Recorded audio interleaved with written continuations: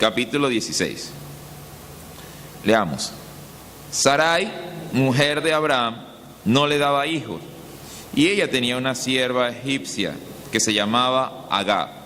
Dijo entonces Sarai a Abraham: ya ves que Jehová me ha hecho estéril, te ruego pues que te llegues a mi sierva, quizá tendré hijos de ella. Y atendió a Abraham el ruego de Sarai. Y Sarai, mujer de Abraham, tomó a Agar, su sierva egipcia, al cabo de 10 años que había habitado Abraham en la tierra de Canaán, y la dio por mujer a Abraham su marido. Y él se llegó a Agar, la cual concibió, y cuando vio que había concebido, miraba con desprecio a su señora. Entonces Sarai dijo a Abraham: mi afrenta sea sobre ti, yo te di mi sierva por mujer, y viéndose encinta me mira con desprecio. Juzgue Jehová entre tú y yo. Y respondió Abraham a Sarai: he aquí tu sierva está en tu mano, haz con ella lo que bien te parezca. Y como Sarai la afligía, ella huyó de su presencia. Y halló el ángel de Jehová junto a una fuente de agua en el desierto, junto a la fuente que está en el camino de Shur. Y le dijo: Agar, sierva de Sarai, ¿de dónde vienes tú y a dónde vas? Y ella respondió: huyo de delante de Sarai mi señora. Y le dijo el ángel de Jehová: vuélvete a tu señora y ponte sumisa bajo su mano. Le dijo también el ángel de Jehová: multiplicaré tanto tu descendencia que no podrá ser contada a causa de la multitud. Además le dijo el ángel de Jehová: he aquí has concebido y darás a luz un hijo, y llamarás su nombre Ismael, porque Jehová ha oído tu aflicción. Y él será hombre fiero, su mano será contra todos, y la mano de todos contra él, y delante de todos sus hermanos habitará. Entonces llamó el nombre de Jehová que con ella hablaba: tú eres Dios que me ve, porque dijo: ¿no he visto también aquí al que me ve? Por lo cual llamó al pozo, pozo del viviente que me ve. He aquí está entre Cades y Beret. Y Agar dio a luz un hijo a Abraham, y llamó a Abraham el nombre del hijo que le dio Agar, Ismael. Era Abraham de edad de 86 años, cuando Agar dio a luz a Ismael. Oremos para que la palabra se haga vida en cada uno de nosotros. La palabra es como un alimento bueno, ¿no? Pero hay que comerlo, hay que comerlo y hay que alimentarse de él. Cuando lo comemos es cuando se hace vida entre nosotros, no cuando lo vemos allí puesto sobre la mesa y servido en el plato. A veces nosotros tratamos la palabra así. A veces creemos que leer la palabra, estudiar la palabra es comer la palabra. No es así, es diferente. Una cosa es estudiar la palabra y otra cosa es vivirla. Cuando yo leo la palabra, la leo para aprender y para tener el conocimiento. ¿Y ahora qué hago con el conocimiento? Vivo por ese conocimiento, lo pongo en práctica en mi vida. Entonces el propósito es que hoy podamos entender la palabra para que esa palabra se haga vida dentro de nosotros y nosotros podamos vivir por esa palabra. Así que oremos de esa forma. Padre eterno, nosotros hoy muy agradecidos de estar acá, queremos pedirte que abras nuestra mente, Señor, porque nuestra mente está pensando con nuestros pensamientos, Señor, muy humanos, muy sencillos, pero tu palabra es tan profunda, Señor, que a veces nos cuesta comprenderla. Con humildad venimos delante de ti pidiéndote: abre nuestras mentes para comprender tus palabras espirituales, Señor, tus palabras santas, tus palabras, Señor, que vienen de lo alto, Señor, de un lugar muy alto que nosotros no tenemos acceso, pero que tenemos la oportunidad, Señor, de recibirlas. Hoy estamos aquí para recibirlas en nuestro corazón. Abre nuestro corazón porque estamos aquí adorándote, Señor. Gracias te damos y te pedimos, Señor, que también me ayudes a hablar la palabra conforme a tú la has expuesto, para que hable de acuerdo a lo que el Espíritu Santo quiere decir acá, Señor, y no de acuerdo a lo que yo piense o crea. En el nombre de Jesús te pedimos esto, Señor. Amén. Pueden sentarse, por favor. Muy bien, hoy es el tercer domingo de cada mes y nosotros cada tercer domingo hemos estado estudiando cómo rendir el culto. Lo hemos hecho desde que comenzó la iglesia y es muy rico porque nos enseña un poco a entender, a ver la Biblia desde ese punto de vista, desde el punto de vista de los que se congregan en el nombre de Jesús. ¿Y qué significa eso y por qué hacemos eso? Hemos estado haciéndolo desde Génesis y ya vamos por Génesis capítulo 16. Si nosotros vemos Génesis capítulo 16, pero pensamos un poquito en lo que ha estado pasando antes, tenemos que entender algo, ¿no? ¿Se acuerdan lo que ha estado pasando? Lo que ha estado pasando es que un señor que se llamó Abraham, Dios lo llamó y lo sacó de una tierra que era de Ur de los Caldeos, pero él no salió solo. ¿Se acuerdan con quién salió? Con su sobrino, Lot, y con quién más, con su esposa y con su siervo. O sea, él salió y fue rodando. Luego, cuando apretó el hambre, se metió en Egipto. Luego en Egipto le fue bastante mal porque él pues hizo unas marramucias ahí que hizo que se enfermara el faraón y la gente, y entonces Faraón se dio cuenta y lo echó fuera porque él mintió. Él dijo que Sarai era su hermana y resulta que era su esposa. Y en fin, así, ¿no? Ellos siguieron y pasaron los años, pero había un gran problema con Abraham y su esposa. El gran problema, ¿cuál era? Que Sarai, su esposa, era estéril, no podía tener hijos. Y pues, si una mujer no puede tener hijos, no puede trascender, no puede dejar su herencia. Imagínense la herencia. Abraham era un hombre con mucho dinero, ellos no pueden dejar su herencia. Pero Dios le promete a Abraham que de él va a salir una gran nación. Esa es la promesa que le está haciendo Dios a Abraham: de ti va a salir una gran nación. Pero eso se lo prometió Dios a Abraham o a Sarai. A Abraham. Abraham. Al pasar los años, ya Sarai pierde toda esperanza de ¿qué? De dar a luz. Y entonces, en el versículo 1 del capítulo 16 dice: Sarai, mujer de Abraham, no le daba hijos, y ella tenía una sierva, ¿de dónde? Egipcia, que se llamaba Agar. Fíjense que la historia ha venido hablando, los capítulos que hemos estado leyendo han venido hablando de Abraham, de su esposa, de Lot, de Faraón, de Egipto. Han venido hablando temas bien gordos. Pero si esto que acabamos de leer ahorita en el capítulo 16 fuera una película, ¿cómo se llamaría la película? Ayúdenme a pensar. ¿Cómo se llamaría? No, este capítulo 16, solo el capítulo 16, ¿cómo se llamaría? Si esto fuera una película o esta historia, ¿qué nombre tendría esta historia? ¿Cómo? Agar. ¿Cómo dice el título allí arriba en sus Biblias? ¿Cómo dice el título en el capítulo 16? Dios se manifiesta. No, eso no dice en capítulo. En el capítulo 16 en la Biblia, ¿cómo dice el título? Agar a Ismael. Fíjense qué curioso que hasta ahora los protagonistas de la historia, ¿quién han sido? Abraham, su esposa, o sea, ellos han sido los protagonistas. Pero de pronto esto cambia, ¿no? De pronto ahora la protagonista es una esclava egipcia que ni toca, ni baila, ni nada, simplemente una esclava. Mire, para esta época, ¿sabe cuánto valor tenía un esclavo?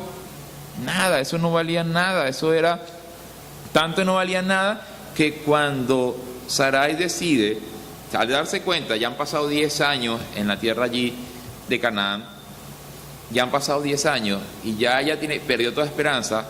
Ella dice: bueno, hagamos algo, yo te doy a esta sierva mía egipcia para que de ella tenga un hijo y ese hijo pues sea mío.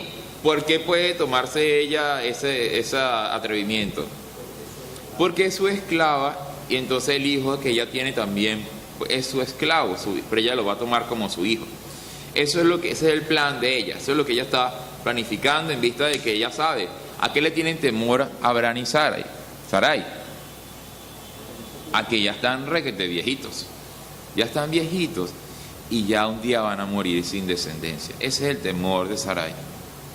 Entonces le dice eso a Abraham, no porque sea una persona loca o extraña, sino que esa era la costumbre, y se va a ver en varias partes de la Biblia, donde dice: no, yo recibo al bebé sobre mis rodillas y entonces el bebé es mío, pero realmente nació de otra mujer, en este caso de una esclava. Efectivamente, Abraham dice: bueno, hagámoslo, ¿no? Y la mujer queda, cuando dice allí que concibió, significa que quedó embarazada, quedó en estado, encinta. Entonces esta mujer, que es esclava, nada más y nada menos que el señor de la casa, o sea, del dueño de todas las riquezas que ellos tenían, enseguida, ¿qué comienza a hacer ella? Comienza a ver por encima del hombro ¿a quién? A Sarai, a su ama. Pero ella dice, pero yo tengo algo que tú no tienes. Yo llevo el hijo aquí en mi vientre del dueño de todo esto, del Señor de todo esto. Y tú jamás vas a poder hacer eso. Y ella comienza a mirarla así, de esa manera, y obviamente a Sarai se llena de rabia por eso que está pasando, y va y le echa la culpa. Miren cómo es ella, le echa la culpa primero a Dios y después le echa la culpa a Abraham. Dice, como Dios no me quiso dar hijos, ahora esta sierva lo que hace es burlarse de mí a causa tuya. Que Dios te eche la culpa ¿a quién? Cuando ella dice que Dios juzga entre tú y yo, ella lo que está diciendo es que Dios te eche la culpa a ti. Por eso que está pasando, porque me salió mal este asunto. Abraham le dice, bueno, pero ella es tu sierva. Haz con ella lo que a ti te dé la gana, haz tú lo que quieras con ella. Es tu sierva, puedes hacerlo. ¿Y ella qué hace? La echa. La sierva sale y se va por el desierto y se sienta en un pozo. Y en ese momento llega ¿quién? Dice que llega el ángel de Jehová y comienza a tener una conversación con ella. Fíjense, ¿quién es la persona manipulada en toda esta historia? ¿Abraham, Sarai o la esclava Agar? La Agar. Están haciendo con Agar, por eso le digo que parece, ella es la protagonista de esta historia, porque están haciendo con ella lo que quieran. Ella no pidió que la embarazaran, ella no pidió tener el hijo del amo, ella no pidió esas cosas, sino que a ella la están usando para todo el plan, pues que en este caso tenía Sarai. Pero vamos a ver lo que le dijo el ángel a esta mujer. Desde el 7. Y la halló el ángel de Jehová junto a una fuente de agua en el desierto, junto a la fuente que está en el camino de Shur. Y le dijo, Agar, sierva de Sarai, ¿de dónde vienes tú y a dónde vas? Y ella respondió, huyo de delante de Sarai mi señora. Y le dijo el ángel de Jehová, vuélvete a tu señora y ponte sumisa bajo su mano. Y le dijo también el ángel de Jehová, multiplicaré tanto tu descendencia que no podrá ser contada a causa de la multitud. Además le dijo el ángel de Jehová, he aquí que has concebido y darás a luz un hijo y llamarás su nombre Ismael, porque Jehová ha oído tu aflicción. Y él será hombre fiero, su mano será contra todos y la mano de todos contra él, y delante de todos sus hermanos habitará. Entonces llamó el nombre de Jehová que con ella hablaba. ¿Cómo lo llamó?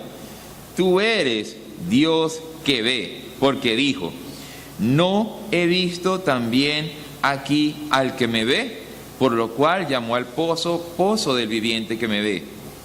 Y aquí está entre Cades y Beret. Entonces fíjese algo, para poder entender esto hay que meterse en la historia y hay que ponerse en el lugar de ¿quién?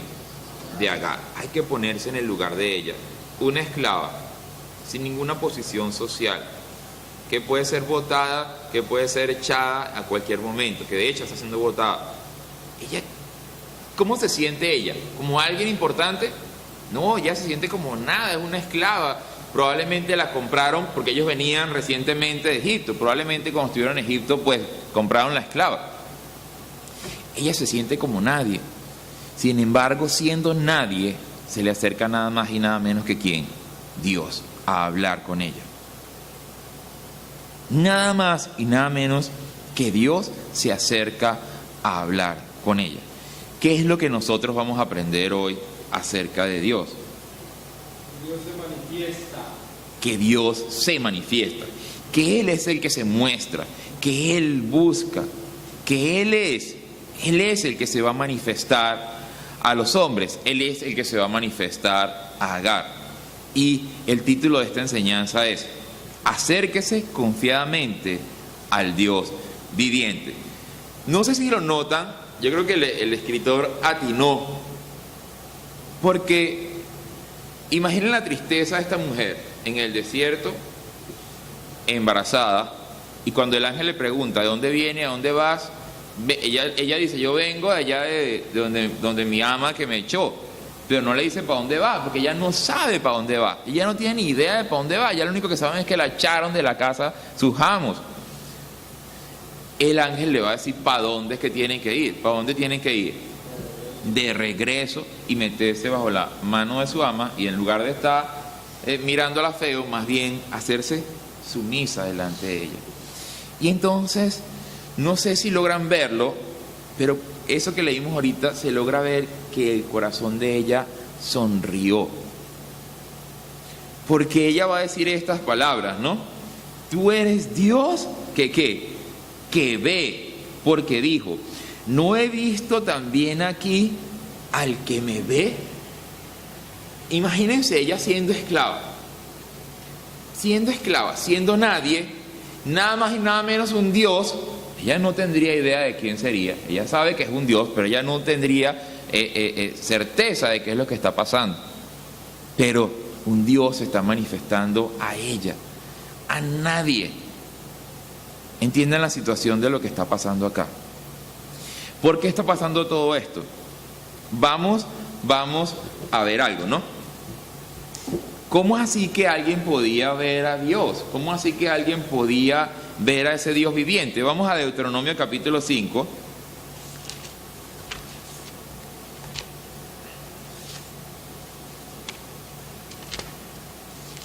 Deuteronomio capítulo 5, versículo 25. Está el pueblo de Israel allí delante del monte y dice, ahora pues, ¿por qué vamos a morir? Ahora pues, ¿por qué vamos a morir?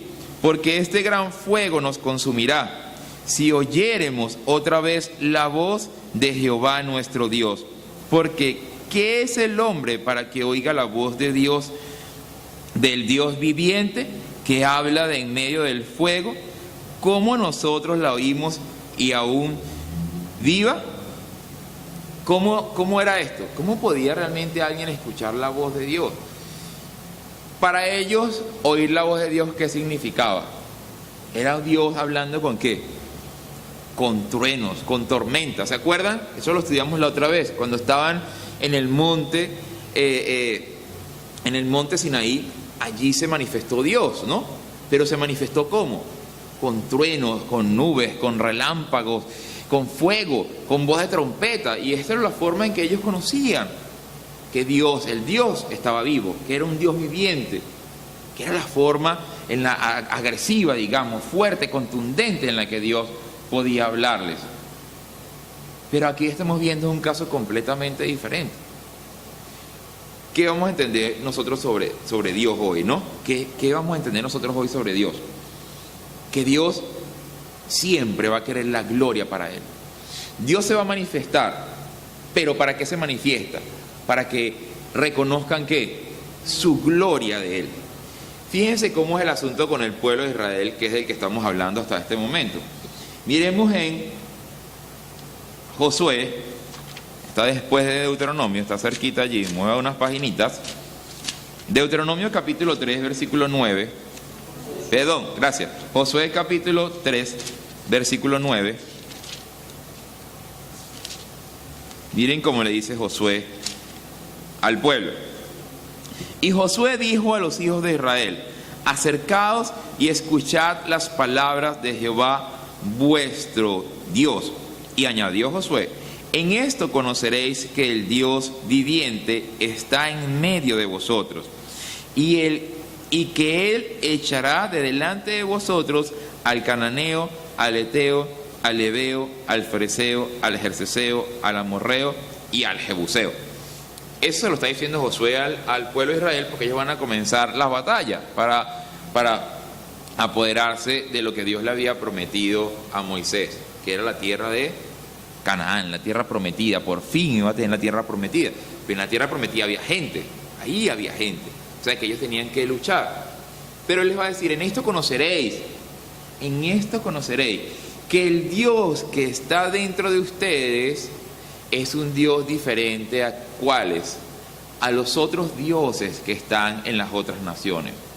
Porque este Dios es el Dios viviente que va a caminar de entre ustedes. Y Él es quien va a echar de delante de vosotros a todas esas naciones que estaban allí en la tierra que era para ellos. Él es quien lo va a hacer.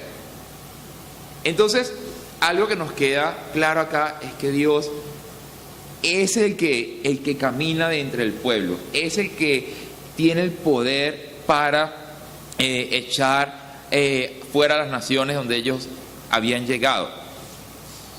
Fíjense cómo es que la gloria le queda a Él, ¿no? Estamos diciendo, Dios se manifiesta para que la gloria le quede a Él. Si Dios se manifiesta, pero nosotros no reconocemos su gloria, ¿de qué nos sirvió? De nada. No nos sirvió de nada. Si nosotros no reconocemos la gloria de Él, que es Él el que hace la obra, que es Él, y es por medio de Él que nosotros podemos tener una vida de fe, no sirve de nada. Miremos Deuteronomio 7:7 y veamos algo más.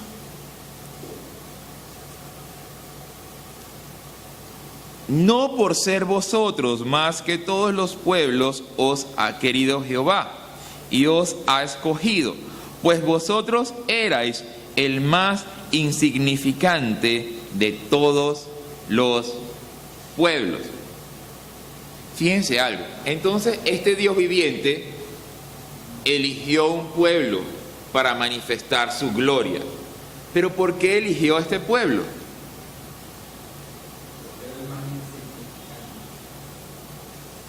Lo eligió porque era el pueblo más insignificante. ¿Ellos sabían que eran insignificantes? Claro que sabían que eran insignificantes. Entiende que usted es como, podría poner un ejemplo con nosotros. Es fácil entender, uno ve nuestro país y ve otros países mucho más modernos, con mejor arquitectura, con mejor salud, con mejor educación, con mejores...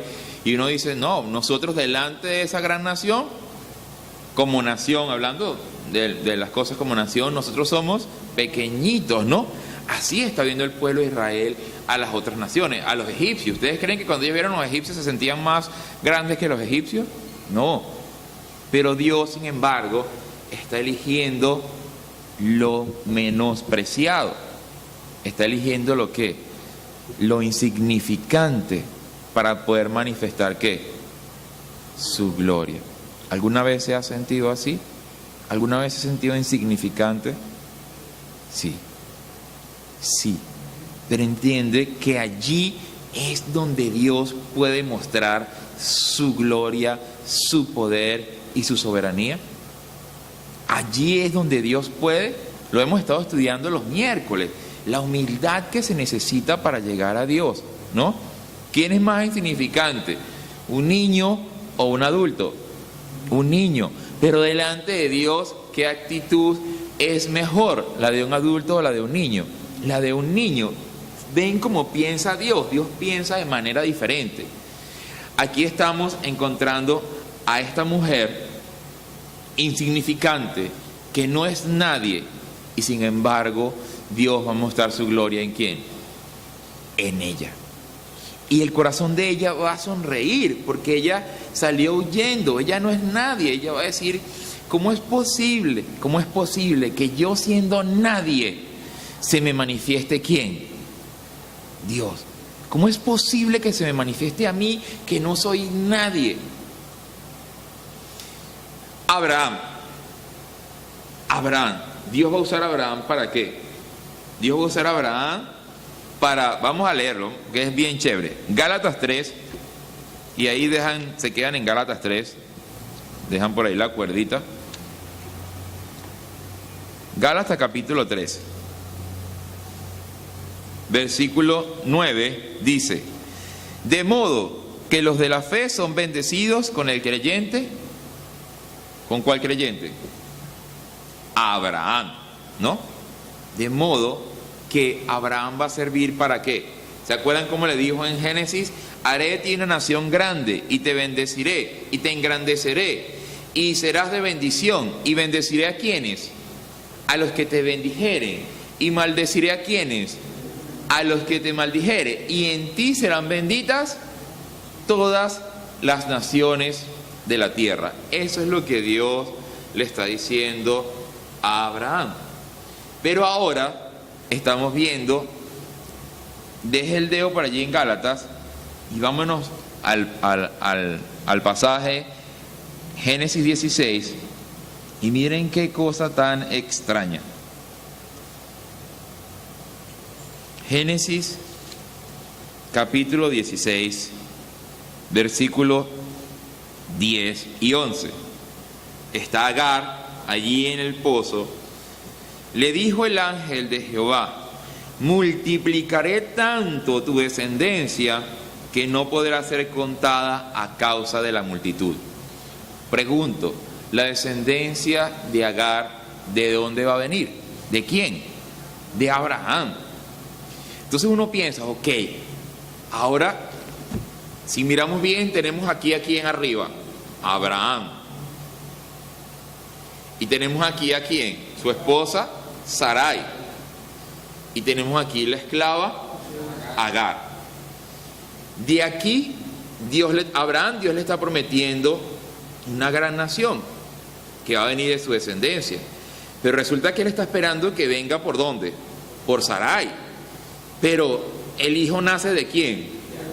¿Su qué nació? ¿Su qué hijo? Su primogénito está naciendo ¿de quién? De una esclava, Agar. A esa esclava Dios le dice: multiplicaré tu descendencia y serás una nación tan grande. Y dice, ok, entonces ¿de dónde viene la bendición? Porque la Biblia dice que por medio de Abraham serán benditas todas las naciones de la tierra. Vamos a Gálatas para entender. Vean el esquema aquí. Aquí tenemos a Abraham, aquí tenemos a Sarai, y aquí tenemos a la egipcia, a la esclava Agar. Gálatas capítulo 4, para entenderlo. Versículo desde el 21. ¿Cómo dice el título allá arriba? Alegoría de Sara y Agar. Decidme los que queréis estar bajo la ley. ¿No habéis oído la ley? Porque está escrito que Abraham tuvo 2 hijos, uno de la esclava, el otro de la libre. Pero el de la esclava nació según la carne, más el de la libre por la promesa, lo cual es una alegoría, pues estas mujeres son los 2 pactos. El uno proviene del monte Sinaí, el cual da hijos para esclavitud. Este es Agar, porque Agar es el monte Sinaí en Arabia y corresponde a la Jerusalén actual, pues ésta, junto con sus hijos, está en esclavitud. Mas la Jerusalén de arriba, la cual es madre de todos nosotros, es libre, porque está escrito: regocíjate, oh estéril, tú que no das a luz, prorrumpe en júbilo y clama, tú que no tienes dolores de parto, porque más son los hijos de la desolada que de la que tiene marido. Así que, hermanos, nosotros como Isaac somos hijos de la promesa. Pero como entonces el que había nacido según la carne perseguía al que había nacido según el Espíritu, así también ahora. Mas, ¿qué dice la Escritura? Echa fuera a la esclava y a su hijo, porque no heredará el hijo de la esclava con el hijo de la libre. De manera, hermanos, que no somos hijos de la esclava, sino de la libre. Es un poco confuso, ¿no? Parece un poco confuso, pero hay que entenderlo espiritualmente. Espiritualmente está hablando de ¿cuántos pactos? Dios hizo un pacto con Abraham, hizo un pacto también ¿con quién? Con Agar, porque le habló a Agar, y así como le dijo a Abraham, de ti saldrá una gran nación, así le está diciendo también a Agar, de ti saldrá una gran nación. Y será tanto, y multiplicaré. De hecho, la palabra multiplicaré primero se lo dice a ella antes que a Abraham, después se lo va a decir a Abraham, pero primero se lo está diciendo a ella. Serán tantos que serán incontables, no podrán ser contados a causa de la cantidad que serán. Pero esos dos pactos están hablando de libertad y de esclavitud. Cuando digo libertad, digo porque aquí tenemos a Sarai, ¿no? Está diciendo que la libertad va a venir ¿por quién? Por Sarai. Y la esclavitud va a venir ¿por quién? Por Agar, perdón. Si nosotros pensamos un poquito en eso, pensamos que dice acá que la Jerusalén actual es la de ¿cuál? La de Agar. ¿Y la Jerusalén de arriba cuál es? La de Sarai. Está hablando totalmente espiritual. Totalmente espiritual. Está diciendo que los hijos de Dios no son hijos por medio de ¿qué? Por medio de la carne, sino que son hijos por medio de el Espíritu. Por medio de las cosas espirituales es que podemos ser hijos de Dios. Esto no tiene que ver con carne, no tiene que ver con ser descendiente de Abraham. Miremos, vámonos a Juan para verlo claramente. Juan capítulo 8, versículo desde el 31. ¿Quiénes se creían hijos de Abraham? Pero con toda seguridad, los judíos. ¿Y de los judíos quiénes más que nadie? Los fariseos. Juan capítulo 8, versículo 31.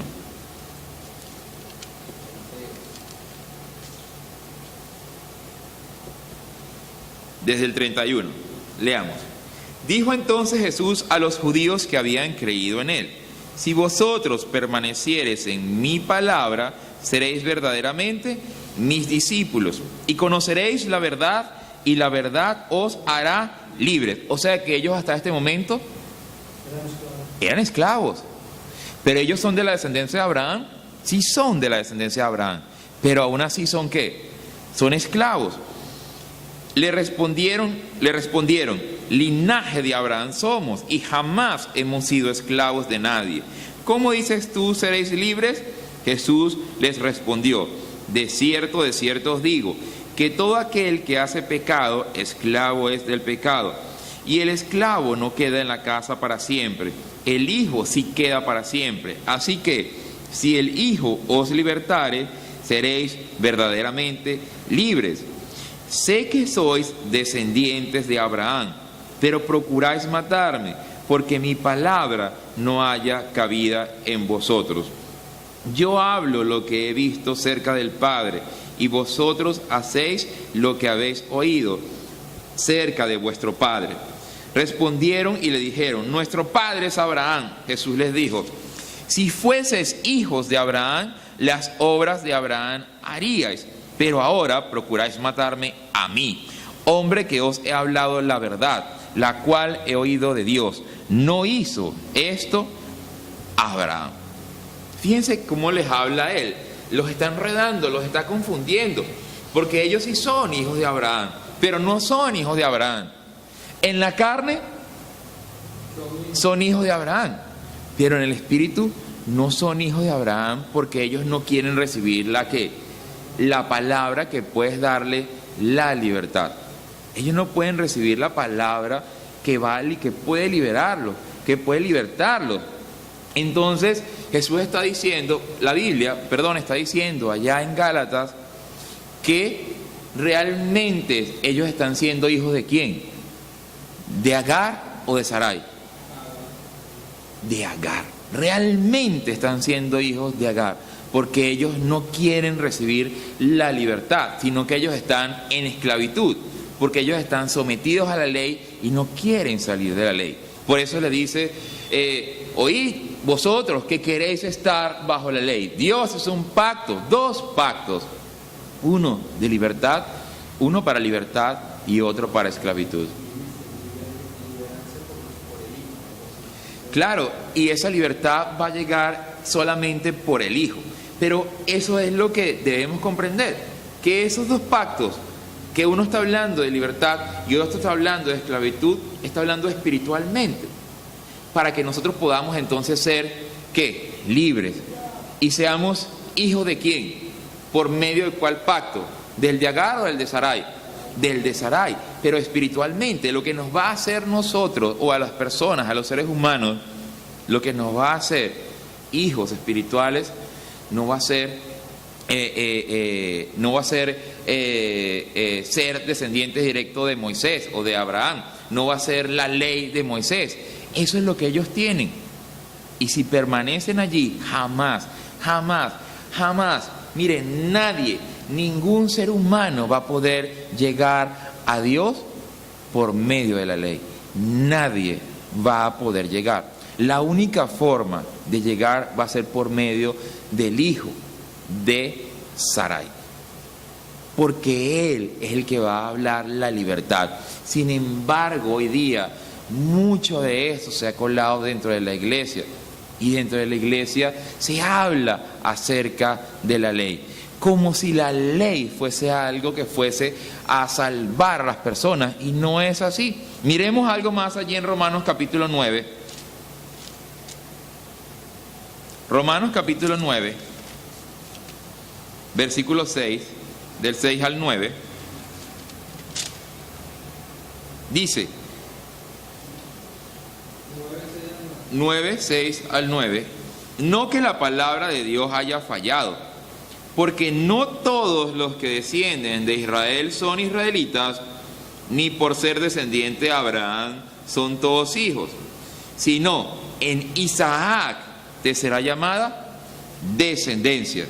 Esto es, no los que son hijos según la carne son hijos de Dios, sino que los que son hijos según la promesa son contados como descendientes. Porque la palabra de la promesa es esta: por este tiempo vendré y Sara tendrá un hijo. Si nosotros queremos ser verdaderamente hijos de Dios, tenemos que recibir ¿qué cosa? La palabra del hijo de Sara. ¿Cómo se llama el hijo de Sara? No, el hijo de Sara se llama Isaac. Pero realmente, ¿quién va a venir de allí? Jesús va a venir de allí. Jesús, Él es la promesa. Cuando dice allí, por la palabra, porque la palabra de la promesa es esta: por este tiempo vendré y Sara tendrá un hijo. Sí, claro, está hablando de Isaac, y luego de Jacob, y luego de las 12 tribus, y luego de Judá, y luego de María, y luego de ¿quién?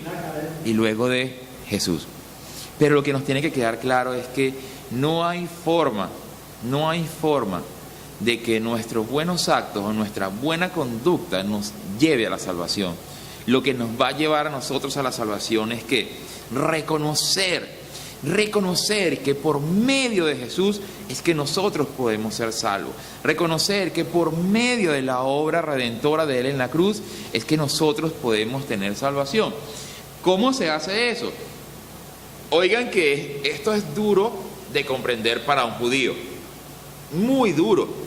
Cuando Jesús multiplicó los panes y a la mañana siguiente todas estas personas llegaron a donde Él y Él les dijo: yo soy el pan de vida. ¿Entiende lo que significa el poder de esa frase? Yo soy el pan de vida. ¿Entiende el ego que se necesita para poder decir eso? No es que Jesús tenga un gran ego, es que Jesús está hablando lo que es verdad. Él está diciendo: yo soy el pan de vida. Solo el que me come a mí puede ser salvo y puede tener vida eterna. Cuando las personas, los judíos, hay que entender que todos estos judíos, ellos saben que son descendientes de Abraham. Ellos dicen: pero es que nosotros ya tenemos un padre. Nuestro padre se llama Abraham y por medio de él tenemos las promesas de Dios. Y Jesús le está diciendo: no sirve. Yo soy el verdadero pan de vida. ¿Qué hicieron todas esas miles de personas? ¿Se acuerdan qué hicieron? Dieron la espalda y se fueron. El principio de la historia es muy linda. Casi nadie habla del final de la historia. En el final de esa historia, esos 5,000 hombres, sin contar las mujeres y los niños, le dieron la espalda a Jesús. ¿Por qué? Porque no pudieron aceptar sus palabras. Pero luego estaban sus discípulos allí. ¿Y saben qué hicieron? el grupo, él no tenía solo 12 discípulos, tenía más. ¿Sabe qué hicieron todos esos discípulos? Le dijeron así: dura es esta palabra, ¿quién la puede oír? ¿Cómo tú dices eso si nosotros ya tenemos las promesas? ¿Cómo dices tú ahora que ahora es por medio de ti? No, esto es muy duro, realmente esto es muy duro, esto no lo podemos escuchar. ¿Y saben qué hicieron? Se fueron y se quedaron los 12 discípulos. ¿Y Jesús qué les dijo? ¿Ustedes también quieren irse? Y Pedro dijo algo precioso. ¿Qué dijo Pedro? Solo tú tienes palabras de vida eterna, solo tú. Tú eres el Cristo, ¿tú eres quién? El Hijo del Dios viviente. Entiende que este es el momento. Allá con Agar se está manifestando ¿quién? ¿El Hijo del Dios viviente? No, se está manifestando el Dios viviente a través de sus mensajeros, a través de sus ángeles que están hablando, ¿no? Pero está yendo a buscar ¿qué? ¿A quién se acercó? A la que no valía nada. A la que no valía nada se acercó, a la sierva, a la esclava. ¿A quién se está acercando Jesús? ¿A los que valen o a los que no valen? A los que no valen nada. A eso se está acercando Jesús, a los que no valemos nada.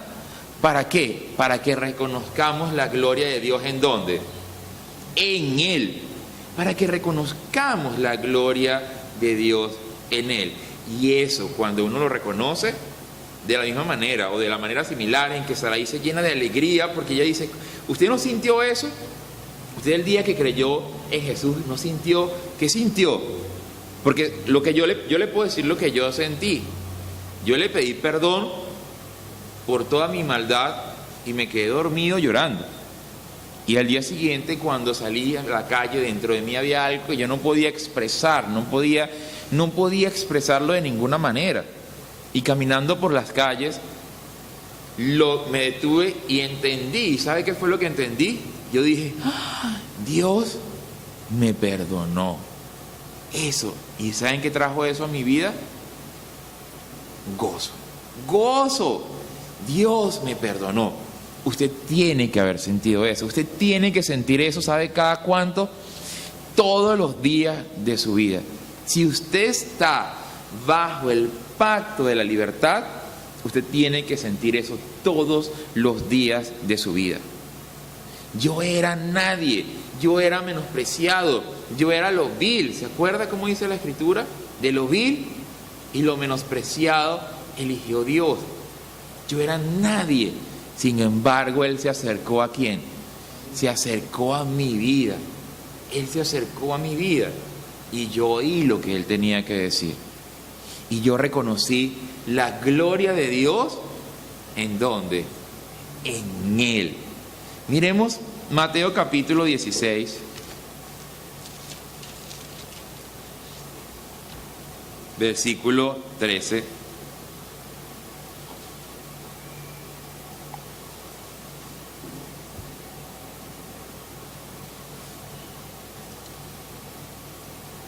Dice, ¿lo tiene?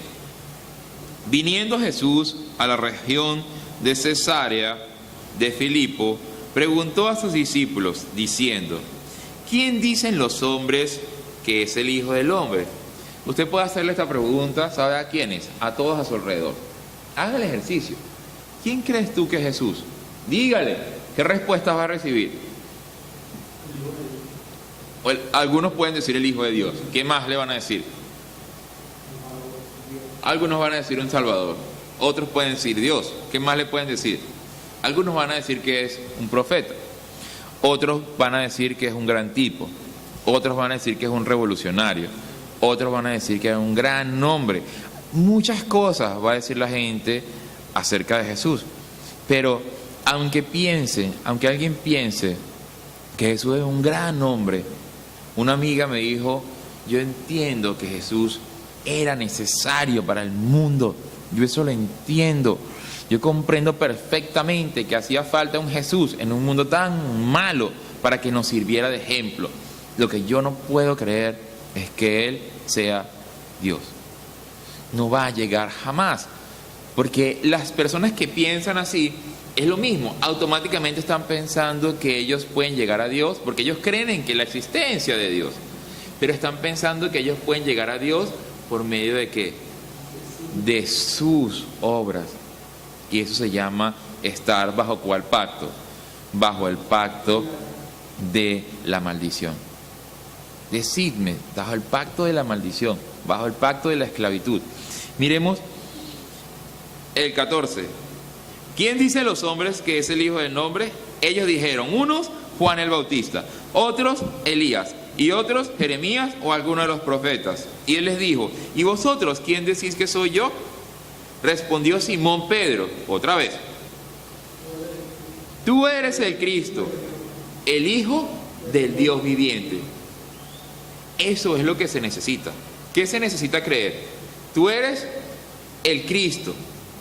Yo siempre lo hago para mí, es para ustedes. Tú eres el Cristo. Eso es lo primero que una persona necesita reconocer, que Él es el Cristo. ¿Qué significa Cristo? ¿Se acuerdan? La palabra Cristo. ¿Qué significa la palabra Cristo? ¿Usted es cristiano? ¿Somos cristianos? Entonces, ¿qué significa la palabra Cristo? Tenemos que saber qué significa. Significa Mesías. Él, el ungido de Dios para que fuera a hacer algo. Ese es, ¿no?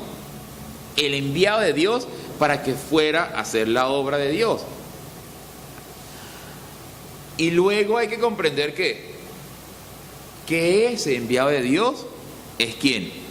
El Hijo del Dios viviente. O sea, que Él es, de otra forma como lo dice la Biblia, Él es la imagen del Dios vivo. Él es el representante absoluto del Dios viviente. Esto lo va a decir Pedro, ¿no? Tú eres el Cristo y tú eres el único Dios que yo voy a poder ver. Tú eres el Hijo del Dios viviente, tú eres la cara de Dios, tú eres la imagen de Dios, tú eres el Dios que se acercó a nosotros, tú eres el Dios que aún siendo nosotros pecadores, dice la Biblia, Cristo murió por nosotros. Entonces tienen que entender eso y tenemos que reconocer eso para poder ser verdaderamente libres, para poder ser verdaderamente santos, para nunca, nunca más estar en el pacto de la esclavitud, sino permanecer día tras día de nuestra vida bajo ese pacto de la libertad. Eso es lo que dice Pedro, y Jesús le dice a Pedro, ¿qué cosa? Entonces le respondió Jesús, bienaventurado eres, Simón, hijo de Jonás, porque no te lo reveló carne ni sangre, sino mi Padre que está en los cielos. Fíjense la respuesta. ¿Cómo le puso por nombre Jesús a este discípulo? ¿Cómo le puso? ¿Cómo? Pedro. Le puso Pedro, ¿se acuerda? Pero ahora le dice ¿cómo? Pero le dice Simón. Se llamaba Simón, hijo de Jonás. Y él le dijo, ahora te llamarás Pedro. Pero en esta ocasión le dice, no lo llama Pedro, sino que le dice Simón. Entonces, si pensamos, buscamos un poquito qué significa esa palabra Simón y esa palabra, ese nombre Simón y ese nombre Jonás, ¿no? ¿Qué significa Simón? El que oye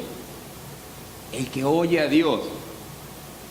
¿Y qué significa Jonás? ¿Se acuerdan qué significa la palabra, el nombre Jonás? Significa paloma, ¿no? La paloma en la Biblia, pues, es usada como representación del Espíritu Santo y también como representación de ¿qué? ¿Se acuerda? José siempre ora así, que seamos como paloma. ¿Cómo? Así oras tú, José, siempre. Yo siempre te escucho decir, seamos humildes. Humildes no, seamos mansos como paloma, pero es lo mismo, ¿no? Seamos mansos como paloma, seamos humildes, seamos así como la palomita, ¿no? Entonces, cuando Jesús le dice a Pedro, Simón, hijo de Jonás, Simón, hijo de Jonás, bienaventurado eres, ¿qué es lo que le está diciendo? Bienaventurado eres, ¿por qué? Porque oyes mansamente, porque oyes, eres Simón, hijo de Jonás.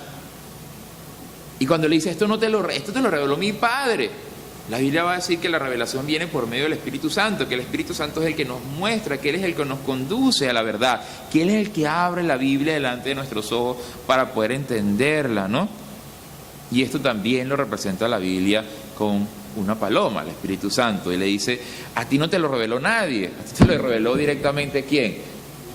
Dios te lo está revelando a ti.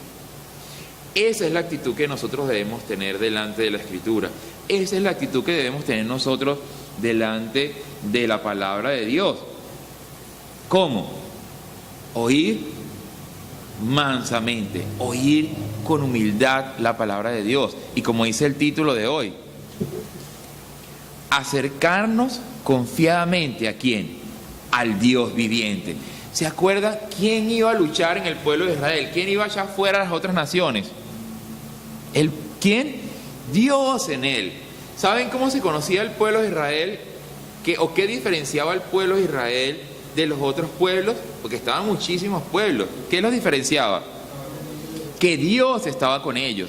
O sea, ellos decían, allá viene la nación que tienen un Dios que camina con ellos, que para donde va el Dios, ellos se mueven.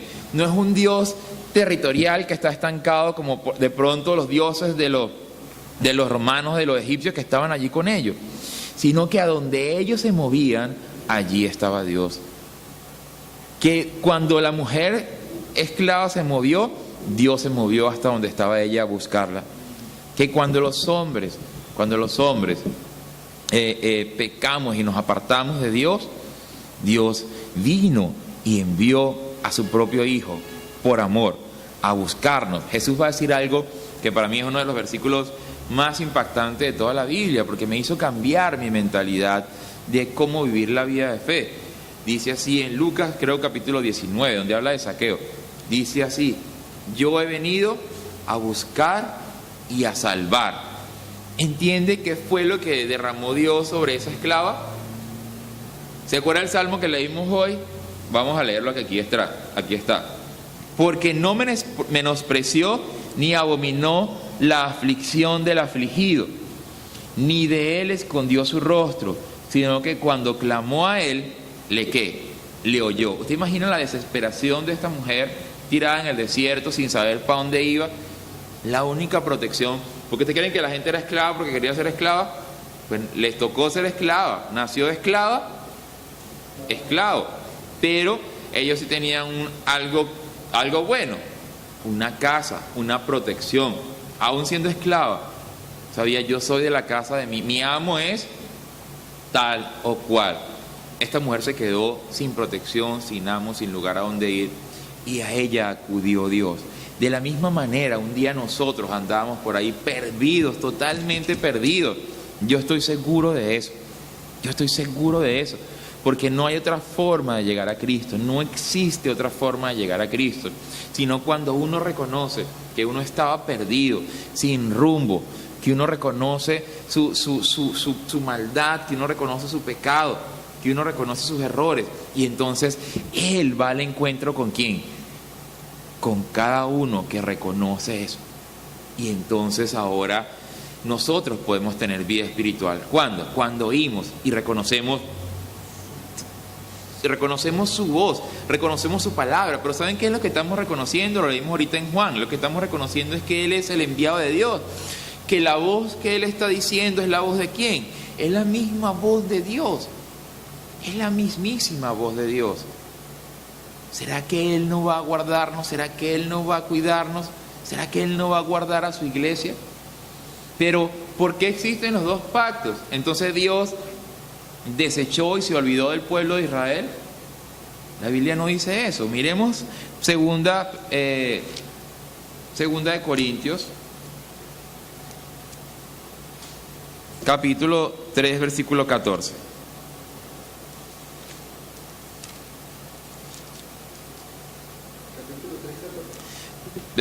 Capítulo 3, versículo del 14 al 17. Dice: pero el entendimiento de ellos, está hablando de los judíos, pero el entendimiento de ellos se embotó, porque hasta el día de hoy, cuando leen el antiguo pacto, les queda el mismo velo no descubierto, el cual por Cristo es quitado.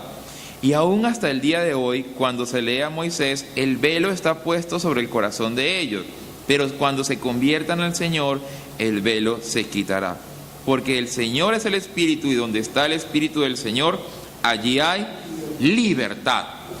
Entiende que Dios hizo los dos pactos, pero Dios tiene misericordia tanto de Agar como de Sarai. Dios simplemente está esperando que los que escuchen su voz se arrodillen delante de su voz. ¿Se acuerda cómo va a decir la Biblia en las cartas de Pablo? Ya no hay judío ni griego. Ya este asunto no tiene que ver con la carne. Sin embargo, los judíos siguen creyendo que ellos son hijos de Dios. ¿Por qué? Por la carne, por condición, por el pacto. Hasta el día de hoy siguen pensando así. Pero ya no es así. Ya no se trata de por ser judío. Ahora se trata de por ser, ¿qué? Libre. ¿Por medio de quién? Del que hizo la obra en la cruz. ¿Usted entiende que nosotros no hicimos nada? Entiende que nosotros no hicimos absolutamente nada. Lo único que hicimos fue que oír y acercarnos a Él. La palabra Agar o el nombre Agar tiene un significado y es extranjera, temerosa, miedosa, o sea, una que ahorita que está de moda irse de Venezuela. ¿Ustedes creen que la están pasando bien todos los que se han ido a Venezuela en otros países? No es fácil. Da miedo ser extranjero. ¿Por qué? Porque no es mi tierra, no es mi casa, no es mi lugar. Así está esta mujer Agar. Eso es lo que significa su nombre, búsquelo si quiere. Extranjera, huida, fuga, eso es lo que significa, porque no, ya huyó, salió corriendo de allí. La Biblia va a decir que Dios ha puesto en nosotros ¿qué espíritu? Espíritu de miedo, espíritu de huida. Cuando así somos nosotros como esta mujer, ¿hasta qué momento? Hasta que llegamos al encuentro, hasta que llegamos a este encuentro con Jesús, y ahora ya en nosotros no hay espíritu ni de cobardía, ni de temor, sino que ahora hay espíritu de ¿qué? De dominio propio. Ahora hay espíritu, ¿cómo? De amor, de templanza, de dominio propio. Eso es lo que hay ahora en nosotros. Porque, ¿saben lo que significa eso? Ya nosotros conseguimos una casa. Ya ustedes no son extranjeros. Ya ustedes no tienen por qué tener miedo. Lo que pasa es que aún estamos dudando de las promesas de Jesús. Aún. Y si dudamos de la promesa de Jesús, significa que nosotros estamos no en el pacto de la gracia, sino que nosotros nos encontramos aún bajo el pacto de la esclavitud. Porque el pacto de la libertad ya no hay miedo, ya no hay temor, ya yo no soy extranjero. Ya yo tengo una casa paterna. Ya yo tengo una casa donde habitar. ¿Saben cómo se llama esa casa?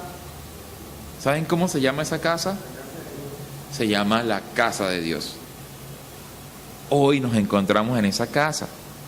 No esta casa, obviamente no esta casa, sino la iglesia. La iglesia, baluarte, dice de Dios, de la casa de Dios. Eso es el culto, eso es lo que nosotros hacemos. Acudir a esta casa, juntarnos nosotros, cada uno de nosotros teniendo la vida de fe día tras día, cada uno rindiendo la vida de culto todos los días rindiendo la vida de culto a nuestro Señor. ¿No ve que ya tuvimos el encuentro con Él? Ya tuvimos ese encuentro precioso en que nosotros pudimos escuchar su voz. Mire, lea ese pasaje y vea la sonrisa que se dibuja en el rostro de Agar. Ella le dice, ese esposo del viviente que me ve. O sea, el Dios viviente se acercó a mí, a nadie. Se acercó a mí y me habló a mí. Ahora yo solamente quiero escucharlo y obedecer sus palabras. Leamos, fíjense, leamos en 2 Crónicas, fíjense cómo se expresaba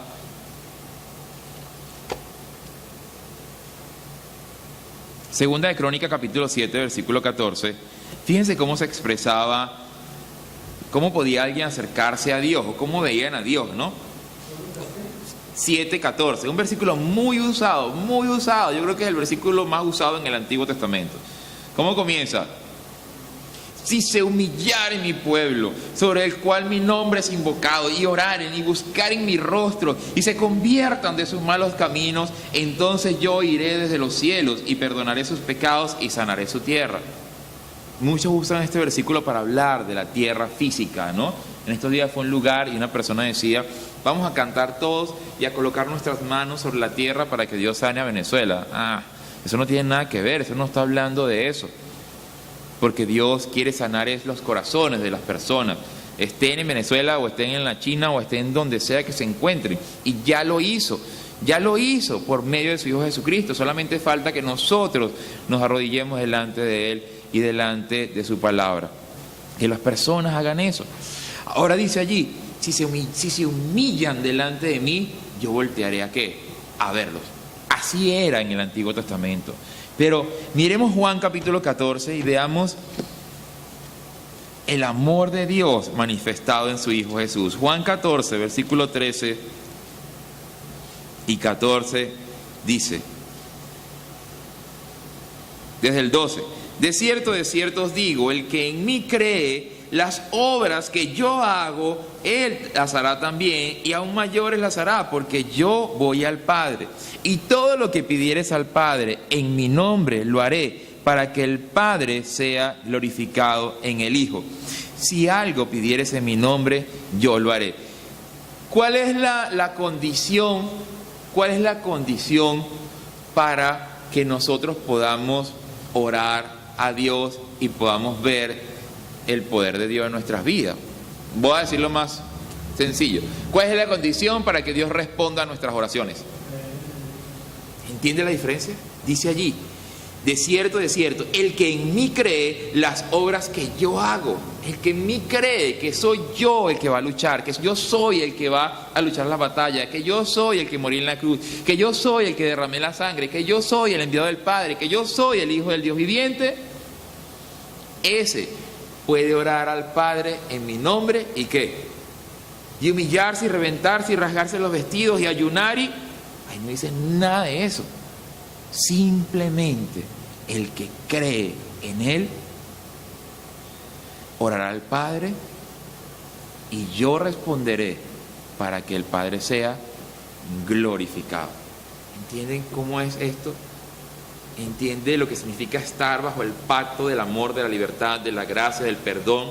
¿Es realmente eso? Lo único que nosotros tenemos que hacer es que, otra vez, acercarnos confiadamente al Hijo del Dios viviente. Vamos a ponernos de pie y vamos a orar así.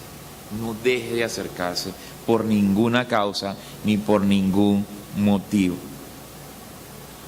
Padre eterno, Señor, nosotros hoy aquí delante de tu presencia, como tu iglesia, Señor, como tu iglesia que formaliza hoy, Señor, un culto para ti, Señor, que esperamos sea de tu agrado y sabemos que sí, Señor, porque solamente no hay, Señor, en nuestras bocas algo más de qué hablar que no sea